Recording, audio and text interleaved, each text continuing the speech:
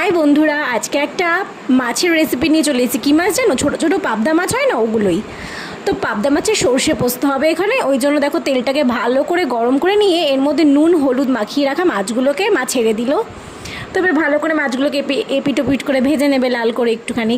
তো এবার ভেজে নিয়ে তুলে নিল। তো এবার দেখো কড়াইয়ে মা একটুখানি কালো জিরা ফোড়ন দিয়ে দিল। তো কালো জিরা দেওয়ার পর টমেটো কুচি দিয়ে দিল। টমেটো কুচি দেওয়ার পর নাড়ি চাড়িয়ে নিয়ে হালকা করে, এরপরে হচ্ছে জিরের গুঁড়ো, হলুদ গুঁড়ো আর হচ্ছে একটু লবণ দিয়ে ভালো করে নাড়ি চাড়িয়ে নিল মশলাটা। তারপরে দিয়ে দিল একটা পেস্ট, এটা ছিল সর্ষে আর পোস্তর পেস্ট। তো দেওয়ার পর একটু জল দিয়ে ভালো করে নাড়িয়ে চাড়িয়ে নিয়ে ঝোলটা ফুটে আসলে মা মাছগুলোকে ঢেলে দিয়ে ঢাকনা দিয়ে দিয়েছিল। তো ঢাকনা দিয়ে দেওয়ার পর দেখো তৈরি হয়ে গেছিলো পাবদা মাছের সর্ষে পোস্ত, যেটা খেতে আমার দুর্দান্ত লাগে। তো লুকটা কেমন হচ্ছে তোমরা কিন্তু অবশ্যই জানিও। বাই।